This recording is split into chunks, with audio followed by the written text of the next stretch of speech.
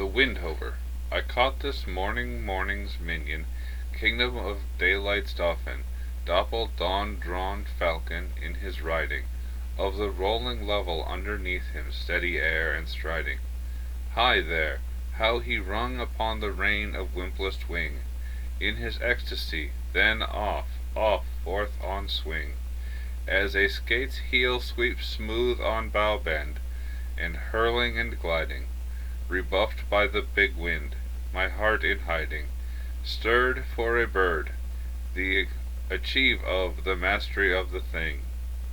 Beauty and valor and act, oh, air, pride, plume, here, buckle, and the fire that breaks from thee then, a billion times, told lovelier, more dangerous, O my chevalier. No wonder of it, sheer plod makes plough down Sicilian, shine, and blue bleak embers, ah my dear, fall, gall themselves, and gash gold vermilion. Gerard Manley Hopkins was a Jesuit priest who struggled with whether or not he should write poetry. When he entered the Jesuit order, he burned all his poems and resolved not to write any more unless his superiors gave him permission. However, nothing could keep back this gifted poet. In 1875 he wrote his first well-known poem, The Wreck of the Deutschland, a lament for the death of 4 nuns.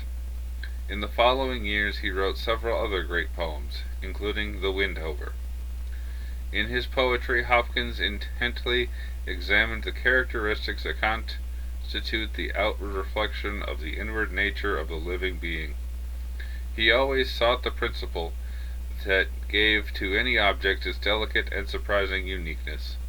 To explain this poetic mission, he coined the words inscape and instress. Simply put, inscape is the individual essence of the living being. Instress is the outward expression of that existence.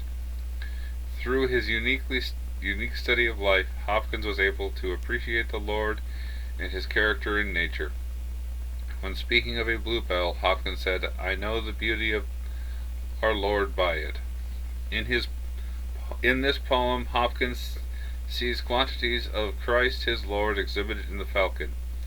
As he watches the brute beauty and valor and act of a falcon in flight, his senses catch fire, as it were, with a revelation of how much lovelier and more dangerous Christ, his chevalier, that is, his chivalrous one, is.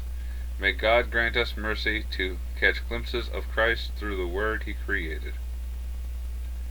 From the time the world was created, people have seen the earth and the sky and all that God made.